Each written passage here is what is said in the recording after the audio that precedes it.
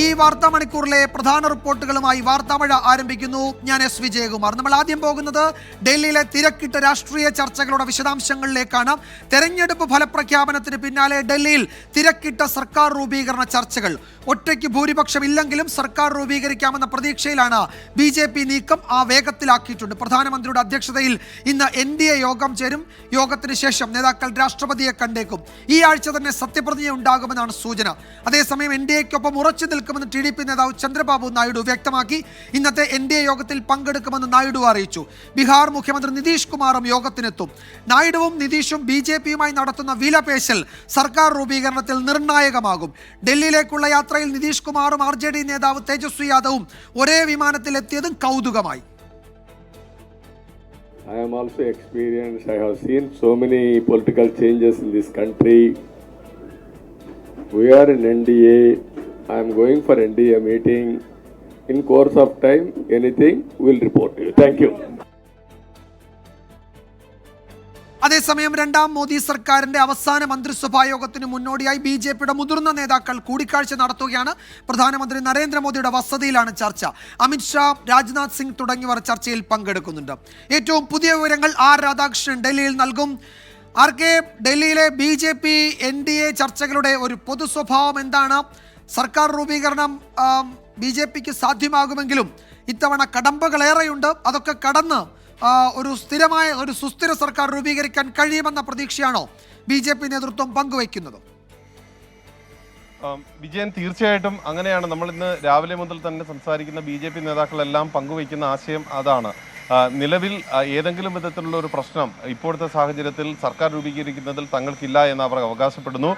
ഇതിനു വേണ്ടിയിട്ടുള്ള ഉറപ്പ് ഘടകകക്ഷികളിൽ നിന്ന് ലഭിച്ചു എന്നുള്ളതാണ് BJP നേതൃത്വം വ്യക്തമാക്കുന്നത്. മാത്രമല്ല, ചില പ്രാദേശിക പാർട്ടികൾ പിന്തുണ നൽകാം എന്ന വിധത്തിൽ ഉള്ള നിലപാടും സ്വീകരിച്ചിട്ടുണ്ട്. അതടക്കമുള്ള കാര്യങ്ങൾ BJPയെ സംബന്ധിച്ച് വളരെ കൃത്യമായിട്ട് സർക്കാർ രൂപീകരിക്കാനും മുന്നോട്ട് പോകാനും കരുത്തു നൽകുന്നതാണ് എന്നാണ് അവർക്ക് അവകാശപ്പെടുന്നത്. പ്രധാനമന്ത്രി നരേന്ദ്രമോദിയുടെ വസതിയിൽ ഇപ്പോൾ മുതിർന്ന നേതാക്കന്മാരുടെ യോഗം നേരത്തെ വിജയൻ സൂചിപ്പിച്ചതുപോലെ നടന്നുകൊണ്ടിരിക്കുകയാണ്. അതിന് തുടർച്ചയായിട്ട് രണ്ടാം നരേന്ദ്രമോദി സർക്കാരിൻ്റെ അവസാന മന്ത്രിസഭാ യോഗം അത് ചേരും. ആ യോഗത്തിൽ രാജിയടക്കമുള്ള തീരുമാനങ്ങൾ ഉണ്ടാകും. അതിനുശേഷം രാജിക്കത്ത് രാഷ്ട്രപതിക്ക് കൈമാറും. തുടർന്നാകും NDAയുടെ യോഗം നടക്കുന്നത്. ആ NDA യോഗത്തിൽ തങ്ങൾ രണ്ട് പാർട്ടികളും ഇപ്പോഴത്തെ സാഹചര്യത്തിൽ NDAയുടെ പ്രബല കക്ഷികൾ എന്ന് പറയാവുന്ന JDUവും ഒപ്പം TDPയും അവർ രണ്ടുപേരും പിന്തുണ നൽകും എന്നുള്ളതാണ് ഇപ്പോൾ വ്യക്തമാക്കിയിരിക്കുന്നത്. അല്പസമയം മുമ്പ് JDUവിൻ്റെ വക്താവ് തങ്ങൾക്ക് NDA പിന്തുണയ്ക്കുക അഥവാ NDA അധികാരത്തിൽ എത്തിക്കുക എന്നുള്ളതല്ലാതെ മറ്റേതെങ്കിലും ഒരു അജണ്ട ഇല്ല എന്ന്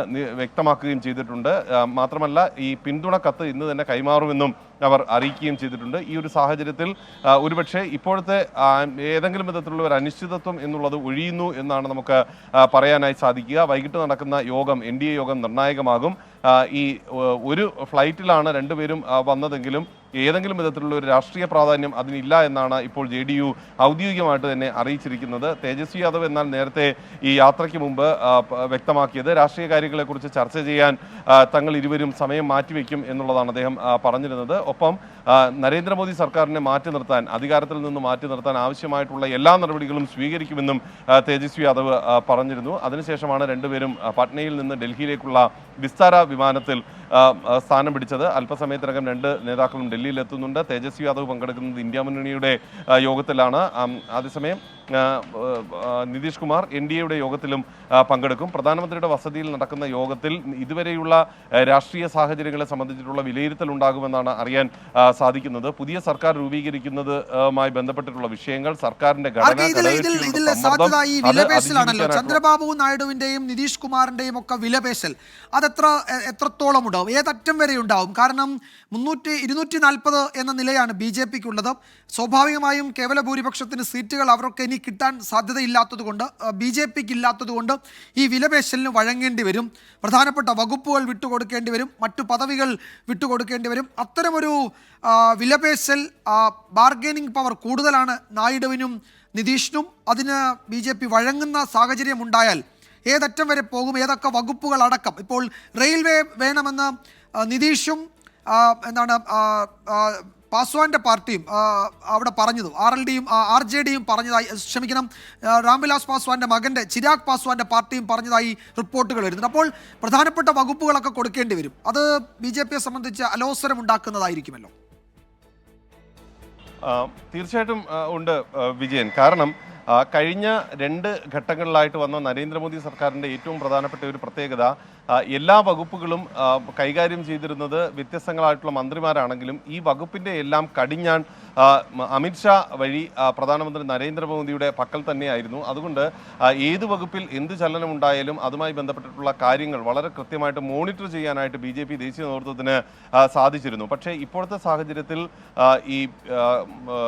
ഇപ്പോൾ ബീഹാറിൽ നിന്നുള്ള ആവശ്യം, നിതീഷ് കുമാറിൻ്റെ ആവശ്യം അടക്കം പരിഗണിക്കുമ്പോൾ ആ വിധത്തിലുള്ള ഒരു നീക്കത്തിന് അല്ലെങ്കിൽ ആ വിധത്തിലുള്ള ഒരു സാഹചര്യത്തിന് ഇനി BJPക്ക് അവസരം ഉണ്ടാകില്ല എന്നുള്ളതാണ്. ഈ റെയിൽവേ അടക്കമുള്ള പ്രധാനപ്പെട്ട വകുപ്പുകൾ വിട്ടു നൽകുന്നത് വിവിധങ്ങളായിട്ടുള്ള ആക്ഷേപങ്ങൾക്ക് വഴിതെളിക്കുന്ന ഒരു സാഹചര്യവുമാണ് ഉള്ളത്. നിലവിൽ BJP തീരുമാനിച്ചിരിക്കുന്നത് പ്രധാനപ്പെട്ട വകുപ്പുകൾ, ധനകാര്യം, പ്രതിരോധം, ആഭ്യന്തരം അടക്കമുള്ള വകുപ്പുകൾ ഏതെങ്കിലും വിധത്തിൽ ഘടകകക്ഷികൾക്ക് നൽകില്ല എന്നുള്ളതാണ്. സ്പീക്കർ പദവിയുടെ കാര്യത്തിലും BJPയുടെ പ്രതിനിധി തന്നെയായിരിക്കും സ്പീക്കർ എന്നൊരു നിലപാടും സ്വീകരിച്ചിട്ടുണ്ട്. അത് ഇനി വരുന്ന ഉഭയകക്ഷി ചർച്ചകളിലായിരിക്കും ഇത് സംബന്ധിച്ചിട്ടുള്ള കൂടുതൽ കാര്യങ്ങളിൽ വ്യക്തതയുണ്ടാകുക. മാത്രമല്ല മറ്റ് സ്ഥാനമാനങ്ങൾ സംബന്ധിച്ചും മുൻപ് വിജയൻ അറിയാവുന്നതുപോലെ കഴിഞ്ഞ മന്ത്രിസഭയുടെ കാലത്ത് 2 കേന്ദ്ര ക്യാബിനറ്റ് പദവി ആവശ്യപ്പെട്ടതുകൊണ്ട് JDUവിന് ഈ ക്യാബിനറ്റ് പദവി നൽകാതിരുന്ന അടക്കമുള്ള ഒരു സാഹചര്യങ്ങളൊക്കെ മുൻപ് ഉണ്ടായിരുന്നതാണ്. പക്ഷേ അതിൽ നിന്നെല്ലാം വ്യത്യസ്തമായിട്ട് ഇപ്പോൾ അവർ ചോദിക്കുന്നത് നൽകേണ്ടി വരും എന്നൊരു ബോധ്യം BJPയെ സംബന്ധിച്ചുണ്ട്. എന്നാൽ ആ വിലപേശൽ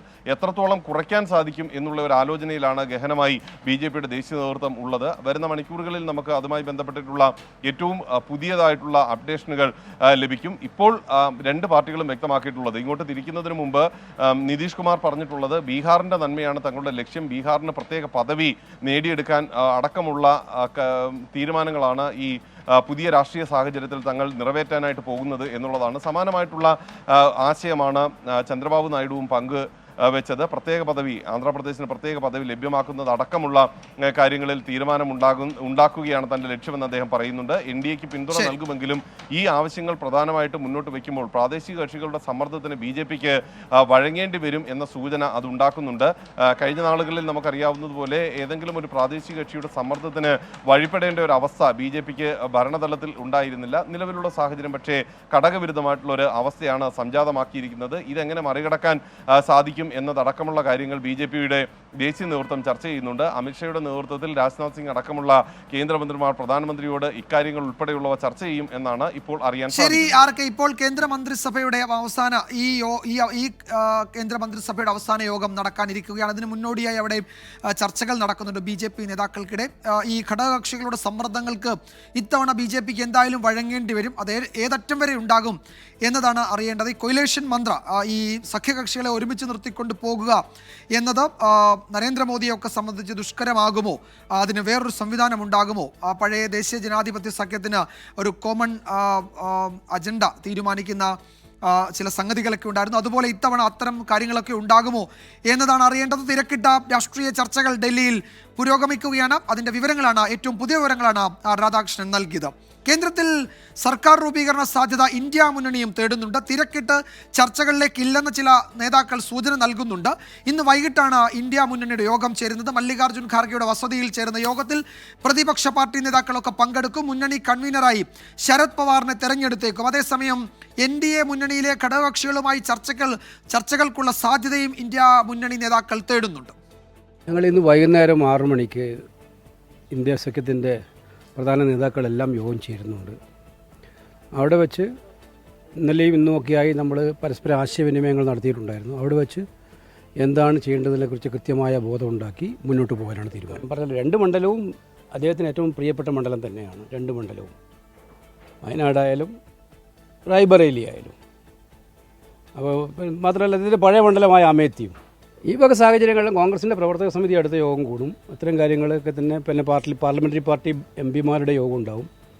അപ്പോൾ അതിനൊക്കെ തീരുമാനം എടുക്കുന്ന ഫോറത്തിൽ വെച്ച് തീരുമാനം. तो कहीं भी जो है आप देखिएगा एक चीज़ तो साफ हो गया कि जो मोदी जी की बात करते थे कि मोदी फैक्टर वो ख़त्म हो गया. भाजपा जो है मेजॉरिटी से दूर चली गई है। जो सहयोगी हैं अब उन पर डिपेंडेंट है, और हम लोग तो खुशी है इस बात की कि भाई चलो हम लोग जो संविधान लोकतंत्र रोकने बचाने का जो प्रयास था उसमें हम लोग जो है काफ़ी हद तक कामयाब हुए। अब हमारी यही उम्मीद है कि जो भी नई सरकार बने। എന്തൊക്കെയാണ് ഇന്ത്യ മുന്നണിയുടെ അടുത്ത നീക്കങ്ങൾ? ബൽറാം നെടുങ്ങാടിയാണ് ഡൽഹിയിൽ നിന്ന് കൂടുതൽ വിവരങ്ങൾ നൽകാൻ ചേരുന്നത്. ബൽറാം, സർക്കാർ രൂപീകരണ ചർച്ചകളിലേക്ക് തിടുക്കത്തിൽ ഇറങ്ങേണ്ടതില്ല എന്നൊരു സൂചന കെ.സി. വേണുഗോപാലിന്റെ വാക്കുകളിലുണ്ട്. എടുത്തുചാടിയൊന്നും ചെയ്യില്ല എന്നത്.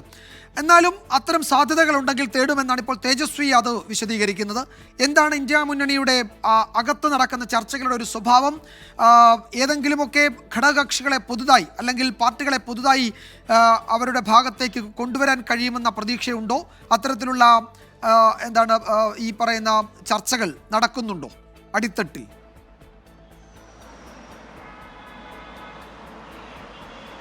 വിജയകുമാർ, കഴിഞ്ഞ ദിവസം ഈ വോട്ടെണ്ണൽ പൂർത്തിയാകുന്നതിന് മുമ്പ് ഫലസൂചനകൾ വന്നു തുടങ്ങിയ ഘട്ടത്തിൽ തന്നെ നിതീഷ് കുമാറും ഒപ്പം തന്നെ TDPയും നിർണായകമാകും എന്ന് ഇന്ത്യ മുന്നണി നേതാക്കൾക്ക് വ്യക്തമാവുകയും തുടർന്ന് ഇരു പാർട്ടികളുടെയും നേതാക്കളുമായി ആശയവിനിമയം നടത്തുകയും ചെയ്തിരുന്നു. എന്നാൽ നിലവിൽ തന്നെ NDAയുടെ ഭാഗമാണ് JDUവും TDPയും. അതുകൊണ്ട് തന്നെ ഈ നേതാക്കൾ തങ്ങളുടെ നിലപാട് ഈ ഒരു ഘട്ടത്തിൽ വ്യക്തമാക്കി കഴിഞ്ഞിരിക്കുകയാണ്. ഇന്ന് ഡൽഹിയിലെത്തി NDA പിന്തുണ നേരിട്ട് തന്നെ അറിയിക്കാൻ തന്നെയാണ് ഇരു നേതാക്കളുടെയും നീക്കം. അതുകൊണ്ട് തന്നെ ഉടൻ ഒരു സർക്കാർ രൂപീകരണം സാധ്യമാകില്ല എന്ന ഒരു പശ്ചാത്തലം ഇന്ത്യ മുന്നണിക്ക് മുന്നിലുണ്ട്. അതുകൊണ്ട് ഈ കാര്യം തന്നെയാണ് കെ.സി. വേണുഗോപാലിന്റെ വാക്കുകളിൽ പ്രതിഫലിച്ചതും. ഇതുകൂടാതെ നിലവിൽ ഈ രണ്ട് പാർട്ടികൾക്കും ചേർന്ന് 28 സീറ്റുകളാണ് ഉള്ളത്. ഇന്ത്യ മുന്നണിക്ക് 234 സീറ്റുകൾ, സർക്കാർ രൂപീകരിക്കാൻ 38 സീറ്റുകൾ ആവശ്യമുണ്ട്. അതുകൊണ്ട് തന്നെ ഇരു മുന്നണികളും ഉണ്ടെങ്കിൽ പോലും വീണ്ടും 10 സീറ്റുകൾ കൂടി ഉണ്ടെങ്കിൽ മാത്രമേ സർക്കാർ രൂപീകരണത്തിലേക്ക് ഇന്ത്യ സഖ്യത്തിന് എത്താൻ കഴിയുകയുള്ളൂ. എന്തായാലും ഉടൻ അത്തരത്തിലൊരു സർക്കാർ രൂപീകരണം സാധ്യമായില്ലെങ്കിൽ പോലും വരുന്ന കാലങ്ങളിൽ പ്രധാനമന്ത്രി നരേന്ദ്രമോദിയെ സംബന്ധിച്ചിടത്തോളം ഒരു കൂട്ടുകക്ഷി സർക്കാരിനെ മുന്നോട്ട് നയിച്ചുള്ള അദ്ദേഹത്തിന് അനുഭവ പരിചയമില്ല എന്നും അദ്ദേഹത്തിനെതിരെ മെയ്വഴക്കമില്ല എന്നുമാണ് കണക്ക് കൂട്ടുന്നത്. ഒപ്പം തന്നെ നിതീഷ് കുമാറിനെ പോലെ സ്ഥിരതയില്ലാത്ത ഒരു നേതാവിൻ്റെ JDU അത് ഏത് ഘട്ടത്തിലും മറുകണ്ഠം ചാടാനുള്ള സാധ്യതയുണ്ട് എന്നും വിലയിരുത്തുന്നു. ഉടൻ ഒരു നീക്കം നടത്തിയില്ലെങ്കിലും ഭാവിയിൽ അത്തരത്തിലുള്ള ഒരു സാധ്യത തെളിയാനുള്ള എല്ലാ നീക്കങ്ങളും അതിനുള്ള അടിത്തട്ടിലുള്ള നീക്കങ്ങൾ നടത്താനുള്ള തീരുമാനത്തിലാണ് ഇന്ത്യ മുന്നണി. ഇതിന് ഓരോ സംസ്ഥാനത്തു നിന്നും ജയിച്ചു വന്ന സ്വതന്ത്രർ, ചെറു പാർട്ടികൾ എന്നിവരുടെ നേതാക്കളുമായി അതത് സംസ്ഥാനങ്ങളിലെ പ്രബലമായ ഇന്ത്യ മുന്നണി നേതൃത്വം ചർച്ചകൾ നടത്തും. ചന്ദ്രശേഖർ ആസാദ് അടക്കമുള്ള ചിലരുമായി ഇതിനകം തന്നെ ആശയവിനിമയം നടത്തി കഴിഞ്ഞു എന്നാണ് നമുക്ക് ലഭ്യമാകുന്ന വിവരം എന്നുള്ളത്. ഒപ്പം തന്നെ ഇന്ത്യ മുന്നണിയുടെ ഈ തെരഞ്ഞെടുപ്പ് പ്രകടനം സംബന്ധിച്ചുള്ള പ്രാഥമിക അവലോകനം ഇന്നത്തെ യോഗത്തിൽ മല്ലികാർജ്ജുൻ ഖർഗെയുടെ നേതൃത്വത്തിൽ വിളിച്ച യോഗത്തിൽ ഉണ്ടാകും. ഇതുകൂടാതെ മുന്നണിയുടെ കൺവീനർ അടക്കമുള്ള സ്ഥാനങ്ങൾ സംബന്ധിച്ചുള്ള തീരുമാനത്തിലേക്കും ഇന്നത്തെ യോഗത്തിൽ എത്തിയേക്കും എന്നുള്ളതാണ് സൂചന. ഉത്തർപ്രദേശിൽ പ്രതീക്ഷിച്ചതിലും മികച്ച വിജയം കാഴ്ചവെക്കാൻ കഴിഞ്ഞു എന്നുള്ളത് തന്നെയാണ് മുന്നണി വിലയിരുത്തുന്നത്. അതേസമയം പ്രതീക്ഷിച്ച ഒരു വിജയത്തിലേക്ക് എത്താതിരുന്ന സംസ്ഥാനങ്ങൾ ഏതൊക്കെ, അവിടെ എന്താണ് പ്രതിബന്ധമായത് തുടങ്ങിയ കാര്യങ്ങളെല്ലാം തന്നെ അവലോകനം ചെയ്യുകയും തുടർ നീക്കങ്ങൾ അത് NDAയിലെ ഘടകകക്ഷികളെ പോലും അടർത്തിയെടുക്കുന്നതോ ഇതിനുള്ള സാധ്യതകൾ തേടുക എന്ന് തന്നെയാണ്. അതിനുള്ള തന്ത്രങ്ങൾ ഇന്നത്തെ യോഗത്തിൽ ആവിഷ്കരിക്കുമെന്നാണ് നേതൃത്വം നൽകുന്ന സൂചന. വൈകിട്ട് 6 മണിക്ക് ഹോട്ടൽ അശോകയിൽ വെച്ചാണ് ഈ യോഗം ചേരുക എന്നാണ് നേതൃത്വം അറിയിക്കുന്നത്. വിജയകുമാർ. യെസ്, ബൽറാം നെടുങ്ങാടിയാണ് വിവരങ്ങൾ നൽകിയത്. ഏതായാലും കാത്തിരിക്കുക എന്നതാണ് തൽക്കാലം ഇന്ത്യ മുന്നണിയുടെ ഒരു രാഷ്ട്രീയ തന്ത്രം എന്ന് മനസ്സിലാക്കുന്നു. NDA ക്യാമ്പിൽ എന്താണ് നടക്കുന്നത്?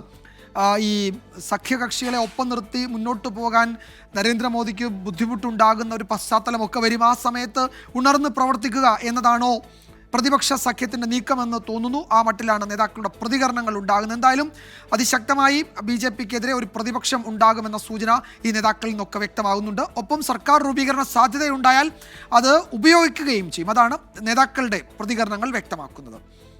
ഇനി നമ്മൾ കേരളത്തിലേക്കാണ് വരുന്നത്. തെരഞ്ഞെടുപ്പ് പരാജയം CPIM വിശദമായി പരിശോധിക്കുമെന്ന് സംസ്ഥാന സെക്രട്ടറി MV ഗോവിന്ദൻ. സർക്കാരിൻ്റെ മുഖം നല്ലതാണ്, അത് മിനുക്കേണ്ട കാര്യമില്ലെന്ന് MV ഗോവിന്ദൻ പറഞ്ഞു. BJPയുടെ വളർച്ച ഗൗരവമായി പരിശോധിക്കും. വടകരയിൽ വർഗീയതയും അശ്ലീലവും ഉപയോഗിച്ചാണ് UDF വിജയിച്ചതെന്നും MV ഗോവിന്ദൻ പറഞ്ഞു. ഞങ്ങൾക്കൊരു സമരസമിതി നഷ്ടപ്പെട്ടില്ല. പരാജയമുണ്ടാവും, അത് വിജയം ഉണ്ടാവും. നല്ലതുപോലെ ഞങ്ങളിത് പരിശോധിക്കും, ആവശ്യമായ തിരുത്തലുകൾ വരുത്തും. BJP വോട്ടുകളിൽ വർധനമുണ്ടായിട്ടുണ്ട് എന്നുള്ളത് ഒരു യാഥാർത്ഥ്യമാണ്. എങ്ങനെ പരിഹരിക്കുക? ഇത് അത്ര വലിയ വർധനമൊന്നും ഉണ്ടായില്ല. 17% വോട്ടാണ് അവർക്ക് കിട്ടിയത്. BJPയുടെ ചില മണ്ഡലങ്ങളിലെങ്കിലും നല്ലതുപോലെ മുന്നോട്ടേക്ക് വന്നിട്ടുള്ള കാര്യം ഉൾപ്പെടെ വെച്ച് നല്ലതുപോലെ പരിശോധിച്ച് ആവശ്യമായ നിലപാട് സ്വീകരിക്കും. വടകര വലിയ മത്സരം നടന്ന സ്ഥലമാണ്. അവിടെ ഒരു കനത്ത തോൽവിയാണ്. അവിടെ ശരിക്കും അവർ വർഗീയതയും അതുപോലെ തന്നെ അശ്ലീലവും ഉപയോഗിച്ചിട്ടുണ്ട്. അത് ജനങ്ങൾക്ക് പൂർണ്ണമായിട്ട് തിരിച്ചറിഞ്ഞിട്ടില്ല. ഇനി സ്വാഭാവികമായിട്ടും ഇനി നടക്കുന്ന പ്രവർത്തനങ്ങളിലൂടെ മതസൗഹാർദ്ദം നിലനിർത്താൻ ആവശ്യമായ ഒരു സജീവ ഇടപെടലാണ് ഇപ്പോഴവിടെ പാർട്ടി നടത്തിക്കൊണ്ടിരിക്കുന്നത്. അതേസമയം ലോക്സഭാ തെരഞ്ഞെടുപ്പിലേറ്റ പരാജയം പരിശോധിക്കുമെന്ന് CPM general secretary Sitaram Yechury പറഞ്ഞു. കേരളത്തിൽ കൂടുതൽ സീറ്റുകൾ പ്രതീക്ഷിച്ചിരുന്നു. തെരഞ്ഞെടുപ്പിൽ BJPക്കും മോദിക്കും ലഭിച്ചത് വലിയ തിരിച്ചടിയാണ്.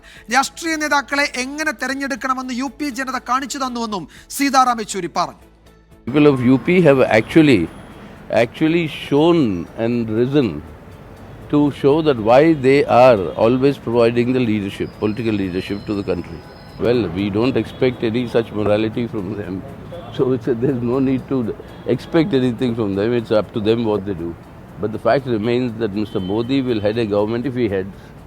If he heads, he'll head a government which is not his own majority. So therefore, but we had expected more. I mean, that is the fact. And the BJP opened an account in Kerala, which is very unprecedented. So we'll study, let the details come out, we'll study that, as I told you, we'll study that, and then we'll make our own analysis and then introspection. അതിനിടെ കേരളത്തിലെ പരാജയം LDF കൃത്യമായി വിലയിരുത്തുമെന്ന് CPI നേതാവ് ബിനോയ് വിശ്വം. അന്തിക്കാട് അടക്കമുള്ള ഇടങ്ങളിൽ vote കുറഞ്ഞത് പരിശോധിക്കും. രാജ്യസഭാ സീറ്റിന് CPIക്ക് അവകാശമുണ്ട്. ഇക്കാര്യത്തിൽ വിട്ടുവീഴ്ച ചെയ്യില്ലെന്നും ബിനോയ് വിശ്വം പറഞ്ഞു. സംസ്ഥാന സർക്കാരിൻ്റെ പ്രവർത്തനങ്ങളും ജനങ്ങൾ തന്നെ എങ്ങനെ കണ്ടു എന്ന കാര്യങ്ങളടക്കം എല്ലാം ഞങ്ങളുടെ പരിശോധനയിലും പഠനത്തിലും ഭാഗമാക്കണം. ഇത് ഞങ്ങൾ തൊടില്ല എന്ന് പറയാൻ പാടില്ല. അതുകൊണ്ട് റിയാലിറ്റിയാണ്. LDFിൻ്റെ രാഷ്ട്രീയം കേരളത്തിൻ്റെ പുരോഗതിക്കും വളർച്ചയിലും വലിയ പങ്കുള്ള രാഷ്ട്രീയമാണ്. അതിൻ്റെ ഒരു വലിയ സൃഷ്ടിയാണ് LDF ഗവൺമെൻറ്. ആ ഗവൺമെൻറ്റിനെ ശക്തിപ്പെടുത്തണം.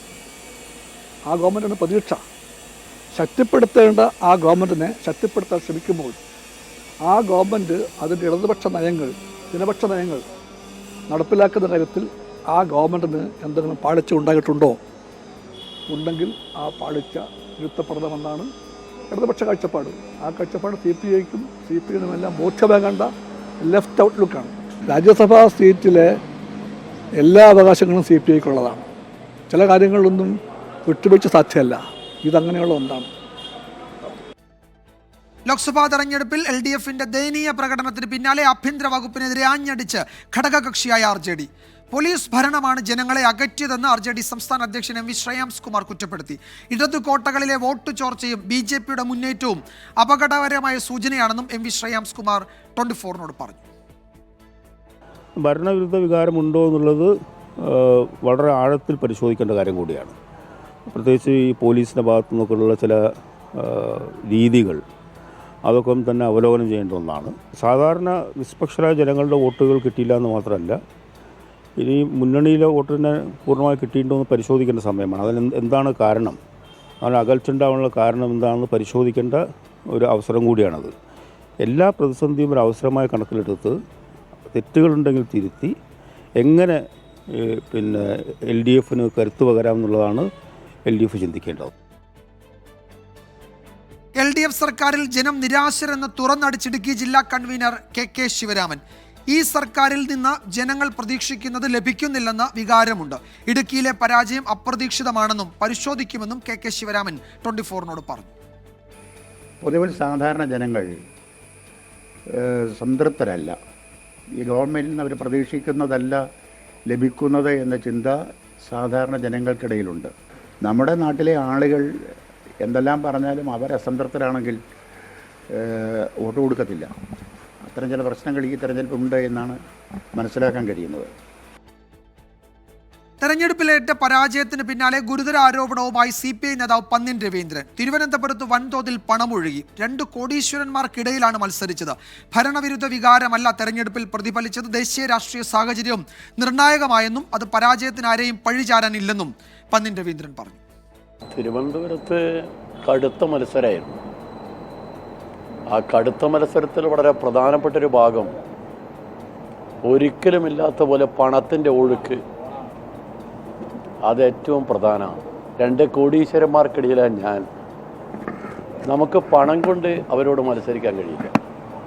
ആ പണം പാവപ്പെട്ട മനുഷ്യനെ കുറേ സ്വാധീനിക്കാൻ ഉപയോഗിച്ചു എന്നത് സത്യമാണ്. ഈ തെരഞ്ഞെടുപ്പ് എപ്പോഴും ഇന്ത്യൻ പോളിറ്റിക്സുമായി ബന്ധപ്പെട്ട് കിടക്കുന്നതാണ്. ഇപ്പോൾ മന്ത്രി കെ ബി ഗണേഷ് കുമാർ മാധ്യമങ്ങളെ കാണുന്നു. തത്സമയ സംഭാഷണം എന്ന് വാശി പിടിക്കുക. ഇത് ഞാൻ മാത്രം പറഞ്ഞല്ല, അക്കൗണ്ടന്റ് ജനറലിൻ്റെ പരിശോധനയുണ്ട്.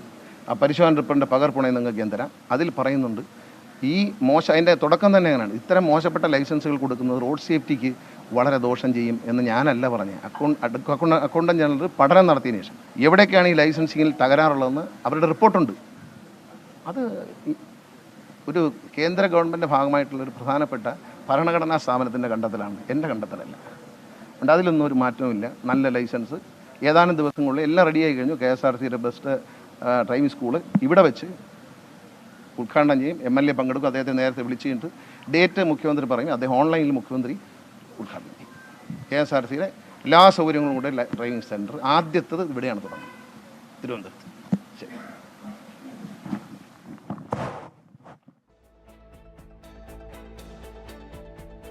ലോക്സഭാ തെരഞ്ഞെടുപ്പിൽ തൃശൂരിലേറ്റ കനത്ത പരാജയത്തിന്റെ ആഘാതം കോൺഗ്രസിൽ വലിയ ചർച്ചയായിട്ടുണ്ട്. നേതൃത്വത്തെ വിമർശിച്ച് പൊതുരംഗത്ത് നിന്ന് വിട്ടുനിൽക്കുമെന്ന് പ്രഖ്യാപിച്ച് കെ മുരളീധരനെ അനുനയിപ്പിക്കാൻ കോൺഗ്രസ് നീക്കം തുടങ്ങി. തൃശൂരിലെയും ആലത്തൂരിലെയും പരാജയം കോൺഗ്രസ് പ്രത്യേകം പരിശോധിക്കുമെന്ന് രമേശ് ചെന്നിത്തല പറഞ്ഞു. പരാതികൾ കേൾക്കും. മുരളീധരൻ പൊതുപ്രവർത്തനം നിർത്താൻ പാടില്ലെന്നും രമേശ് ചെന്നിത്തല പറഞ്ഞു. അദ്ദേഹത്തിൻ്റെ പരാതികൾ എന്താണെന്ന് പാർട്ടി കേൾക്കും, കേൾക്കേണ്ടതാണ്. തന്നെയുമല്ല, കെ മുരളീധരൻ പാർട്ടിക്ക് വിധേയനായി പ്രവർത്തിക്കുന്ന ഒരു നേതാവാണ്. എവിടെ മത്സരിക്കാൻ പറഞ്ഞാൽ ഞാൻ ഉമ്മൻചാണ്ടി കൊണ്ടാണ് വടകര നിൽക്കാൻ പറഞ്ഞു, അദ്ദേഹത്തോട് നിയമത്തിൽ നിൽക്കാൻ പറഞ്ഞു. ആ ഉത്തരവാദിത്തമെല്ലാം അദ്ദേഹം ഏറ്റെടുത്തിട്ടുണ്ട്. അതുകൊണ്ട് കെ മുരളീധരൻ പുറകോട്ട് പോകേണ്ട കാര്യമില്ല. അദ്ദേഹത്തെ മുന്നിൽ തന്നെ നിർത്തി ഉള്ള പോരാട്ടങ്ങൾക്ക് ഞങ്ങൾ എല്ലാവരും ഒരുമിച്ച് മുന്നോട്ട്. ഒരിക്കലും പാടില്ല, പൊതുപ്രവർത്തനങ്ങൾ വിടാനുള്ളതല്ല. മുരളി മുന്നിൽ നിന്ന് പ്രവർത്തിക്കണമെന്നാണ് എൻ്റെ അഭിപ്രായം. അദ്ദേഹത്തെ ഓൾറെഡി ഞാൻ സംസാരിച്ചു കഴിഞ്ഞു. ഞാൻ ഇന്നലെ രാത്രി തന്നെ അദ്ദേഹത്തെ വിളിച്ച് കാര്യങ്ങൾ സംസാരിച്ചതാണ്. കെ മുരളീധരന് പരാതികളുണ്ടെങ്കിൽ കേൾക്കാൻ കോൺഗ്രസ് നേതൃത്വം തയ്യാറാകണമെന്ന് ഡോക്ടർ ശശി തരൂർ. കെ മുരളീധരൻ മികച്ച നേതാവാണ്, പൊതുരംഗത്ത് നിന്ന് മാറി നിൽക്കേണ്ടതില്ലെന്നും ശശി തരൂർ പറഞ്ഞു. അദ്ദേഹം എൻ്റെ അഭിപ്രായത്തിൽ ഒരു നല്ലൊരു മുതിർന്ന നേതാവാണെന്ന് മാത്രമല്ല, അദ്ദേഹത്തിൻ്റെ അനുഭവവും കുറേ വർഷങ്ങളായിട്ട് നമ്മുടെ നേതൃത്വത്തിൽ ഒരു അത്യാവശ്യ അംഗമായിട്ടാണ് ഞങ്ങൾ കാണുന്നത്. അദ്ദേഹം മാറി നിൽക്കാൻ ഒരു ആവശ്യം ഞാൻ തോന്നുന്നില്ല. എല്ലാ ഇലക്ഷനിലും ചിലർക്കും വിജയം ചിലർക്ക് പരാജയം ഉണ്ടാവുമല്ലോ. എന്ത് പറ്റി തൃശ്ശൂരെന്ന് ആൾക്കാർ പഠിക്കും, സംശയമില്ല, പഠിച്ച് മനസ്സിലാക്കണം. അദ്ദേഹത്തിന് പരാതികൾ ഉണ്ടെങ്കിൽ അത് കേൾക്കാൻ തയ്യാറായിരിക്കണം നമ്മുടെ നേതൃത്വം. അദ്ദേഹത്തിൻ്റെ ഒരു കോൺട്രിബ്യൂഷൻ നമ്മുടെ പാർട്ടിക്ക് എൻ്റെ അഭിപ്രായത്തിൽ അത്യാവശ്യമാണ്. തൃശൂരിൽ പരാജയപ്പെടുമെന്ന് കെ മുരളീധരന് താൻ നേരത്തെ മുന്നറിയിപ്പ് കൊടുത്തിരുന്നുവെന്ന് സഹോദരിയും BJP നേതാവുമായ പത്മജ വേണുഗോപാൽ. കുഴിയിൽ ചാടിച്ചവരുടെ പേര് DCC ഓഫീസിന് മുന്നിൽ ആളുകൾ എഴുതി വെച്ചിട്ടുണ്ട്. BJPയിലേക്ക് വരുന്ന കാര്യം കെ മുരളീധരൻ സ്വയം ആലോചിച്ച് തീരുമാനിക്കട്ടെ എന്നും പത്മജ വേണുഗോപാൽ പറഞ്ഞു. ഞാൻ കെ മുരളീധരൻ എന്ന് പറയുന്ന എൻ്റെ സഹോദരനോട് ഞാൻ മുന്നറിയിപ്പ് കൊടുത്ത തൃശ്ശൂർ അദ്ദേഹത്തിന് ആരാണ് കുഴിയിൽ കൊണ്ട് ചാടിച്ചതെന്ന് അദ്ദേഹമാണ് പറയേണ്ടത്, ഞാനല്ല. കാരണം അത് കണ്ട് ഞാൻ സംസാരിച്ചിട്ടില്ല. അല്ല, ഞാൻ ഇതിനൊന്നും ഉത്തരം പറയുന്നില്ല. എന്താ കാരണം അറിയാം? ഒന്ന് നിങ്ങൾ ആ വണ്ടി എടുത്ത് ആ DCC ഓഫീസിൻ്റെ മുമ്പിൽ പോയാൽ ആരൊക്കെയാണെന്നുള്ള അവിടെ എഴുതി വെച്ചിട്ടുണ്ടെന്ന് കേട്ടാൽ എന്തിനാണ് ക്ഷണിക്കേണ്ട കാര്യം? അദ്ദേഹം ബുദ്ധിയും വിവരമില്ലാത്ത ആളൊന്നുമല്ല, നല്ല ബുദ്ധിയുണ്ട്. ഞാൻ സംസാരിച്ചിട്ടില്ല. തൃശൂരിലെ ലോക്സഭാ തെരഞ്ഞെടുപ്പ് പരാജയത്തിൽ കോൺഗ്രസ് ജില്ലാ നേതൃത്വത്തിനെതിരെ ആഞ്ഞടിച്ച് യൂത്ത് കോൺഗ്രസ്.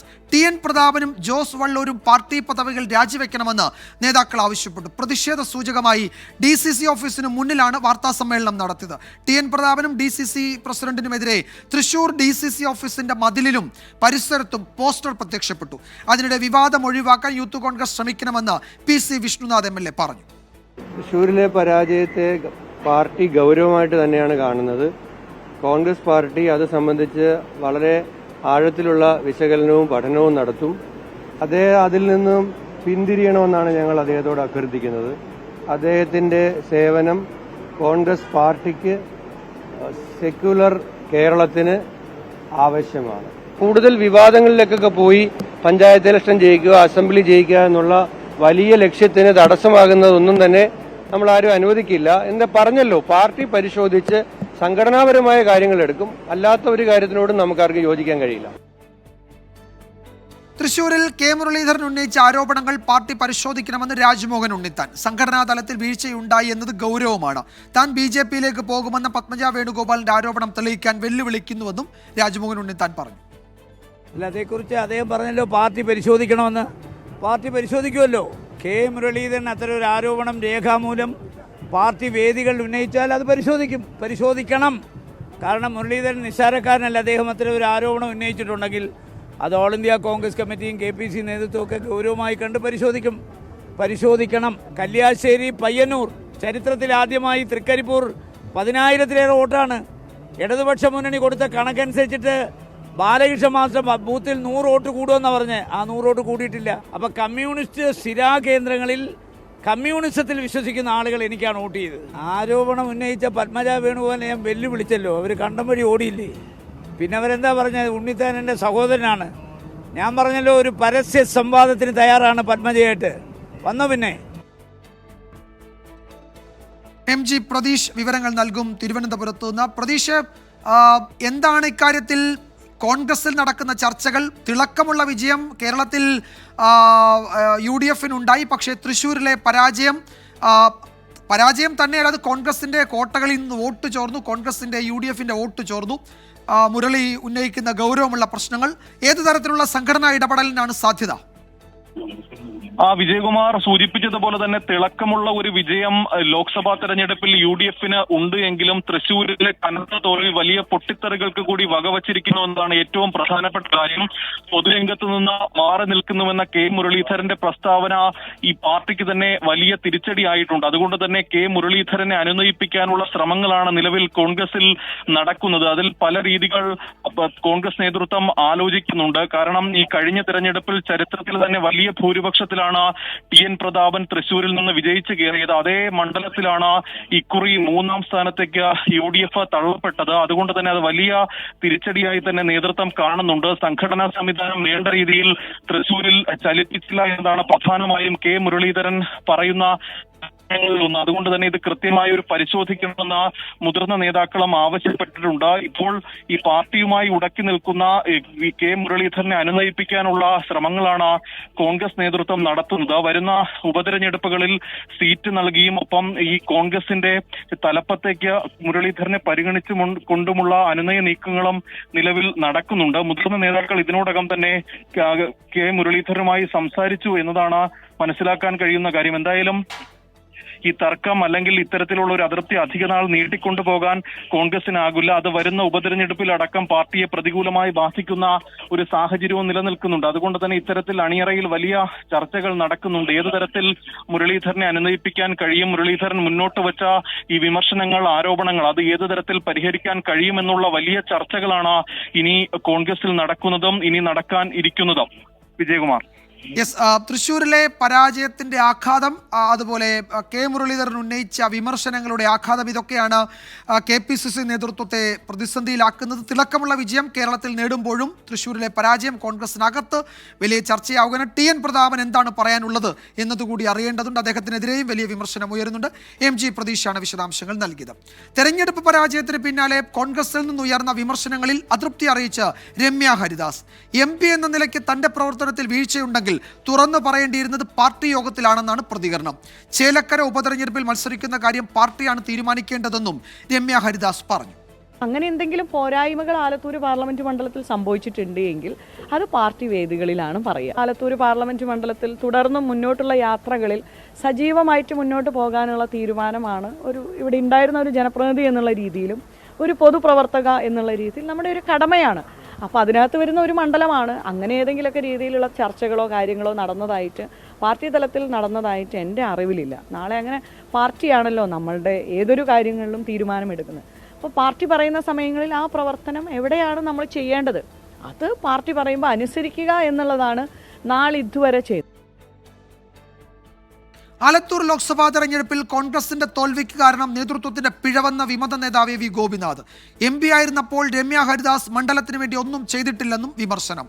തെരഞ്ഞെടുപ്പിൽ LDF സ്ഥാനാർത്ഥിക്ക് എ വി ഗോപിനാഥ് പിന്തുണ പ്രഖ്യാപിച്ചിരുന്നു. തോൽപ്പിക്കാനുള്ള സാഹചര്യം ഉണ്ടാക്കിയത് കോൺഗ്രസ് അല്ലേ?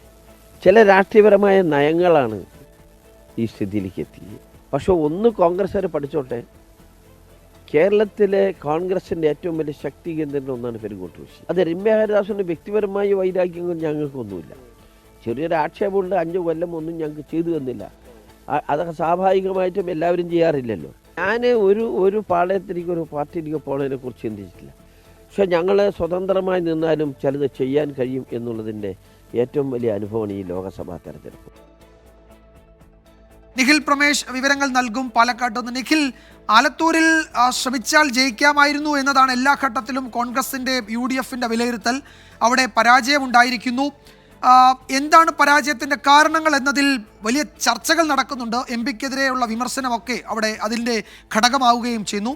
എന്താണ് അവിടെ നടക്കാൻ സാധ്യത? പാലക്കാട് DCCയുടെ ഒക്കെ ഇടപെടൽ ഉണ്ടാകുമോ? തലകൾ ഉരുളുമോ? വിജയകുമാർ, ഈ ലോക്സഭാ തെരഞ്ഞെടുപ്പിൽ കോൺഗ്രസിന് ഏറ്റവും അധികം തിരിച്ചടിയേറ്റ, കേരളത്തിൽ തിരിച്ചടിയേറ്റ മണ്ഡലങ്ങളെ ഒന്നാണ് ആലത്തൂരും തൃശ്ശൂരുമാണ് പരാജയമുണ്ടായത്. അതിൽ തന്നെ ഏറ്റവും ആദ്യം വെടിപൊട്ടിച്ചിരിക്കുകയാണ് DCC പ്രസിഡന്റ് A തങ്കപ്പൻ. അദ്ദേഹം പറയുന്നത് നേതൃത്വത്തിന്റെ ഭാഗത്ത് യാതൊരു തരത്തിലുള്ള വീഴ്ചയും ഉണ്ടായിട്ടില്ല. വീഴ്ച ഉണ്ടായിട്ടുള്ളത് അത്രയും സ്ഥാനാർത്ഥിയുടെ മേലാണ്. കാരണം സ്ഥാനാർത്ഥിയുടെ VD സതീശനടക്കമുള്ള മുതിർന്ന നേതാക്കളടക്കം ചില കാര്യങ്ങൾ, നിർദ്ദേശങ്ങൾ മുന്നോട്ട് വെച്ചിരുന്നു. എന്നാൽ അതൊന്നും പാലിക്കാൻ സ്ഥാനാർത്ഥി തയ്യാറായില്ല എന്നാണ് അദ്ദേഹം നമ്മളോട് 24 ആദ്യം അദ്ദേഹം അത് തുറന്നടിച്ചത്.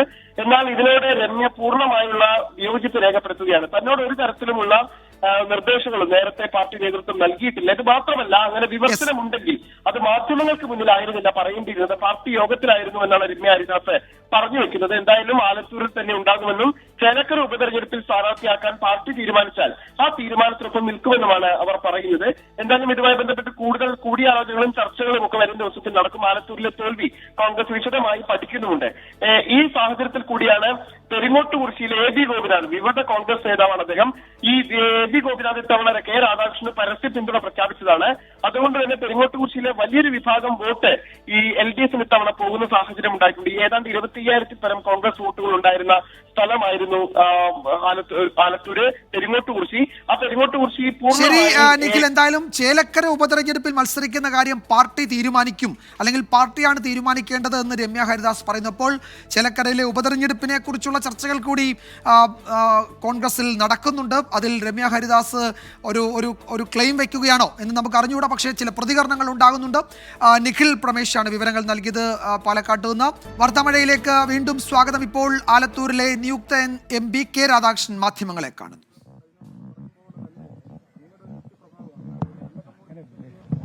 അങ്ങനെയല്ല, അങ്ങനെ വ്യക്തിപ്രഭാവമല്ല, അതിൻ്റെ പൊളിറ്റിക്കലായിട്ടുള്ള ഒരു സിറ്റുവേഷൻ ഉണ്ട് മൊത്തത്തിൽ. അപ്പം അതിൻ്റെ ഒരു റിസൾട്ടാണ് നമ്മുടെ തെരഞ്ഞെടുപ്പിൽ കണ്ടത്.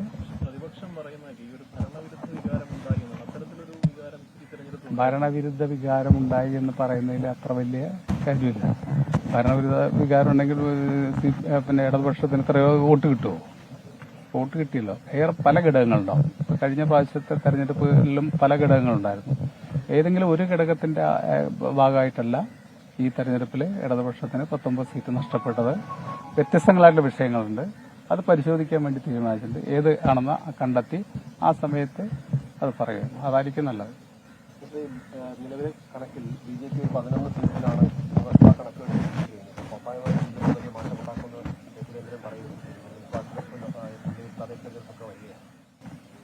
അല്ല, കഴിഞ്ഞ പ്രാവശ്യം 19 സീറ്റിൽ പിന്നെ UDF അല്ലേ ജയിച്ചത്. ആ സമയത്ത് ഇതേ വാദം തന്നെ കൊണ്ടുവന്നിരുന്നു. അപ്പോൾ അന്ന് ഭൂരിപക്ഷം സീറ്റിലും പിന്നെ അന്ന് ഇടതുപക്ഷത്തിന് ആകെ 20-24 സീറ്റ് കിട്ടിയുള്ളൂ അസംബ്ലിയിൽ. പക്ഷേ അതിനുശേഷം 19-20 ആയപ്പോൾ ലോക്കൽ ബോഡി തെരഞ്ഞെടുപ്പിൽ വലിയ തിരിച്ചറിവ് വന്നു. 2021 അസംബ്ലി തെരഞ്ഞെടുപ്പായി കഴിഞ്ഞപ്പോൾ 2016 കൂടുതൽ സീറ്റ് വാങ്ങി. 93 സീറ്റായിരുന്നു 2016 99 സീറ്റ് വാങ്ങി നേടിയിട്ടാണ് 2021 ഇടതുപക്ഷം തിരിച്ചു വന്നത്. അങ്ങനെ ഓരോ സമയത്ത് ഓരോ കണക്കാണ്. അപ്പോൾ അങ്ങയുടെ ഒരു പകരക്കാരനെ കണ്ടെത്തിയിട്ടുണ്ടോ? മനസ്സിലുണ്ടോ? ഇല്ല, അതൊക്കെ പാർട്ടി തീരുമാനിക്കുന്നതല്ലേ. ഞാൻ തന്നെ എന്നെ തീരുമാനിക്കുന്ന പാർട്ടിയല്ല. അപ്പോൾ നമുക്കങ്ങനെ പകരക്കാരനെ ഇല്ല, അങ്ങനെ പറ്റില്ല. പാർട്ടി തീരുമാനിക്കുക ആരാണ് വേണ്ടത്. ചർച്ച ചെയ്തിട്ടുണ്ടോ? ഇല്ല, അന്ന് ചർച്ച ചെയ്യേണ്ട ആവശ്യമായിട്ടില്ല. അപ്പൊ നമ്മളിപ്പോ അടുത്ത പാർലമെന്റ് സമ്മേളനം വിളിക്കുന്ന സമയത്തിന് മുമ്പായിട്ട്, കാരണം 2 പോസ്റ്റ് ഒരേ സമയത്ത് ഇരിക്കാൻ പറ്റില്ല. അപ്പോൾ MLA സ്ഥാനം രാജിവെച്ചുകൊണ്ടാണ് പാർലമെന്റിൽ പോയിട്ട് MP ആയിട്ട് സത്യപ്രതിജ്ഞ ചെയ്യാൻ പറ്റുന്നത്. അപ്പൊ എന്നാണ് പാർലമെന്റ് വിളിച്ചു കൂട്ടുന്നത് വെച്ചാൽ അതിനിപ്പോൾ മന്ത്രിസഭ രൂപീകരിക്കണം, പ്രോട്ടോം സ്പീക്കറെ തെരഞ്ഞെടുക്കണം, അതിനുശേഷം പിന്നെ അംഗങ്ങളുടെ സത്യപ്രതിജ്ഞ ഉണ്ടാവും. ആ സത്യപ്രതിജ്ഞയ്ക്ക് പോകുന്ന സമയത്ത് നമ്മൾ MLA സ്ഥാനം രാജിവെച്ച സർട്ടിഫിക്കറ്റ് അവിടെ ഹാജരാക്കണം. അത്രേ ഉള്ളൂ.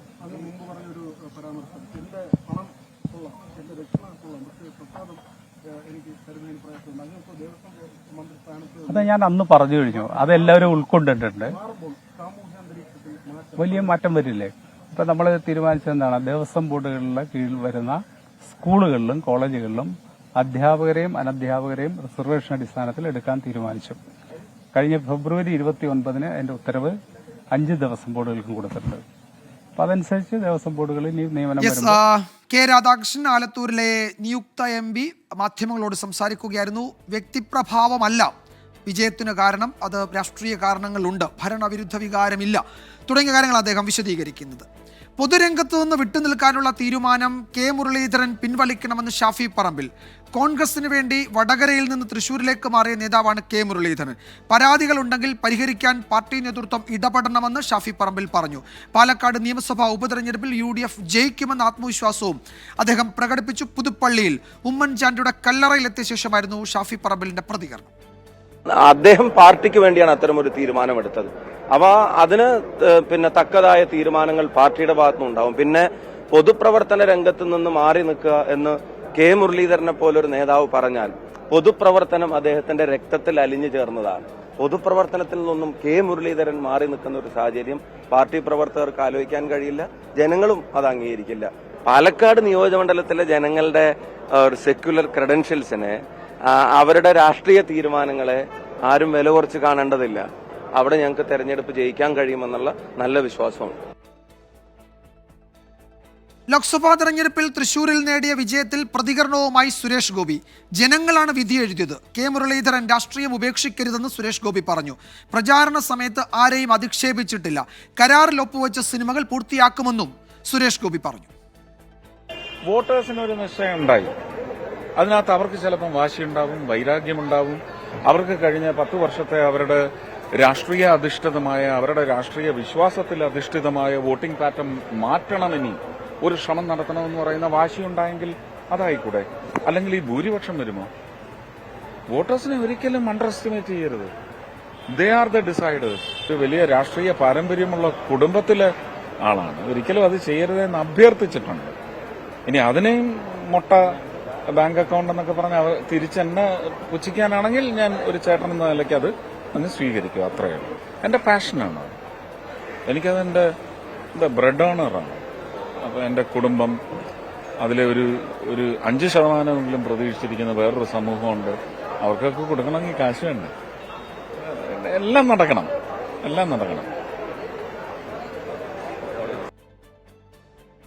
തിരുവനന്തപുരത്ത് നിന്ന് വിമാനമാർഗം സുരേഷ് ഗോപി അല്പസമയത്തിനകം നെടുമ്പാശ്ശേരിയിലെത്തും.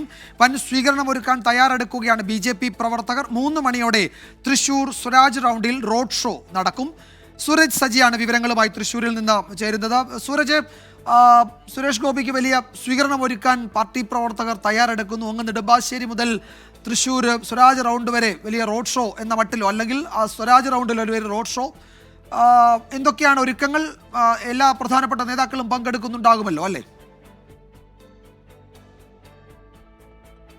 തീർച്ചയായും വിജയകുമാർ, ഈ തൃശ്ശൂരിലുണ്ടായ വിജയം അത് വലിയ ആഹ്ലാദത്തിലേക്ക് കൊണ്ടുപോകാനാണ് BJP പ്രവർത്തകർ തീരുമാനിച്ചിരിക്കുന്നത്. അതിന്റെ ഭാഗമായിക്കൊണ്ട് തന്നെ നെടുമ്പാശ്ശേരിയിൽ എത്തുന്ന സുരേഷ് ഗോപിക്ക് അവിടെ നിന്ന് തന്നെ കാർ മാർഗമുള്ള റോഡ് ഷോ, അതായത് കാറുകളായിരിക്കും സുരേഷ് ഗോപിക്ക് അവിടെ നിന്ന് തൃശ്ശൂർ വരെ അകമ്പടി ഒരുക്കുക. അതിനുശേഷം ഈ സ്വരാജ് റൗണ്ടിൽ എത്തിയതിനു ശേഷമായിരിക്കും ഈ റോഡ് ഷോ അടക്കം നടക്കുക. അത് അദ്ദേഹം കാൽനടയായിക്കൊണ്ട് തന്നെ ഈ തൃശ്ശൂർ സ്വരാജ് റൗണ്ടിലൂടെ നടക്കും എന്നുള്ളതാണ് പറയുന്നത്. 25,000-ലധികം പ്രവർത്തകർ ഈ പ്രകടനത്തിന്റെ ഭാഗമാകുമെന്നും അറിയിച്ചിട്ടുണ്ട്. എന്തായാലും 3 മണിയോടുകൂടിയായിരിക്കും തൃശ്ശൂരിലെ പരിപാടികൾ നടക്കുക. അല്പസമയത്തിനകം തന്നെ നെടുമ്പാശ്ശേരി വിമാനത്താവളത്തിൽ സുരേഷ് ഗോപി എത്തും. ഇതിനൊപ്പം തന്നെ ഈ കളക്ടറേറ്റിൽ ഒരു 3 മണിയോടുകൂടി എത്തി അവിടെ ഈ വിജയിച്ചത് സംബന്ധിച്ചുള്ള ഒരു സർട്ടിഫിക്കറ്റ് ജില്ലാ ഭരണകൂടത്തിന്റെ കയ്യിൽ നിന്ന് വാങ്ങാനുണ്ട്. അത് വാങ്ങിയതിനു ശേഷമായിരിക്കും ഈ റോഡ് ഷോയുമായി സുരേഷ് ഗോപി എത്തുക. എന്തായാലും ഈ വിജയം, തൃശ്ശൂരിലെ വിജയം വലിയ തലത്തിലേക്ക് വലിയ ആഘോഷമാക്കാനുള്ള ഒരു നീക്കം അത് BJP ക്യാമ്പ് തുടങ്ങിക്കഴിഞ്ഞു. അല്പസമയത്തിനകം തന്നെ സുരേഷ് ഗോപി നെടുമ്പാശ്ശേരി വിമാനത്താവളത്തിൽ എത്തുകയും ചെയ്യും. വിജയകുമാർ. യെസ്, സുരേഷ് സജിയാണ് വിവരങ്ങൾ നൽകിയത്. തൃശ്ശൂരിൽ വലിയ ആഘോഷം സംഘടിപ്പിക്കുകയാണ് BJP പ്രവർത്തകർ. റോഡ് ഷോ സ്വരാജ് റൗണ്ടിൽ ഉണ്ടാകും. അല്പസമയത്തിനകം സുരേഷ് ഗോപി നെടുമ്പാശ്ശേരിയിലെത്തും. പ്രവർത്തകർ അവിടെയും സ്വീകരണം ഒരുക്കിയിട്ടുണ്ട്. വാർത്താമഴ തുടരുന്നു. ഓൾ ഇന്ത്യ മെഡിക്കൽ പ്രവേശന പരീക്ഷയിൽ മലയാളികൾക്ക് അഭിമാന നേട്ടം. മുഴുവൻ മാർക്കും നേടി പാലാ ബ്രില്യൻറ്റ് സ്റ്റഡി സെന്ററിലെ 4 വിദ്യാർത്ഥികൾ ഇന്ത്യയിൽ ഒന്നാമതായി. അഖിലേന്ത്യാ തലത്തിൽ ചരിത്ര നേട്ടത്തിനൊപ്പം കേരളത്തിലെ ആദ്യ 15 റാങ്കുകളും ബ്രില്യൻറ്റിലെ വിദ്യാർത്ഥികൾക്കാണ്. ഓൾ ഇന്ത്യ മെഡിക്കൽ പ്രവേശന പരീക്ഷയിൽ ചരിത്ര വിജയം നേടിയിരിക്കുകയാണ് പാലാ ബ്രില്യൻറ്റ് സ്റ്റഡി സെന്റർ. 720-ൽ 720 മാർക്കോടെ രാജ്യത്തെ 1ാം സ്ഥാനക്കാരായത് ബ്രില്യന്റിലെ 4 വിദ്യാർത്ഥികൾ. തൃശൂർ കൊരട്ടി സ്വദേശികളായ ഡോക്ടർ രാജേഷ് എസിന്റെയും ഡോക്ടർ ദീപാകൃഷ്ണന്റെയും മകൻ ദേവദർശൻ, കണ്ണൂരിലെ ഡോക്ടർ ദമ്പതികളായ ഷർമിൾ ഗോപാലിന്റെയും പ്രിയ PGയുടെയും മകൻ ശ്രീനന്ദ് ഷർമിൾ, കൊല്ലം അടിച്ചനല്ലൂർ സ്വദേശിയായ വാട്ടർ അതോറിറ്റി റിട്ടയർ ഉദ്യോഗസ്ഥൻ വിജയകുമാറിന്റെയും സ്കൂൾ പ്രിൻസിപ്പൽ ജയയുടെയും മകൻ അഭിഷേക് VJ, കോഴിക്കോട് ചേവായൂരിലെ ഡോക്ടർ ദമ്പതികളായ സുനിൽ പ്രസാദ് RSന്റെയും വിനീത VSന്റെയും മകൻ അഭിനവ് സുനിൽ പ്രസാദ് എന്നിവരാണ് 1ാം റാങ്ക് പങ്കിട്ടത്. കൂടാതെ കേരളത്തിൽ നിന്നുള്ള ആദ്യ 15 റാങ്കുകളും ബ്രില്യന്റിലെ വിദ്യാർത്ഥികളാണ് സ്വന്തമാക്കിയിരിക്കുന്നത്. 715 മാർക്കിന് മുകളിൽ നേടിയ 15 വിദ്യാർത്ഥികളും 700-ന് മുകളിൽ സ്കോർ ചെയ്ത 190 വിദ്യാർത്ഥികളും ബ്രില്യന്റിലൂടെ രാജ്യത്തെ മുൻനിര സ്ഥാപനങ്ങളിൽ മെഡിക്കൽ പഠനത്തിന് അവസരം ഉറപ്പിച്ചിരിക്കുകയാണ്. 24 കോട്ടയം. ഇനി നോക്കാം ഇപ്പോഴത്തെ കാലാവസ്ഥ. ഇപ്പോഴത്തെ കാലാവസ്ഥ സമർപ്പിക്കുന്നത് Berger paints 100 years of trust.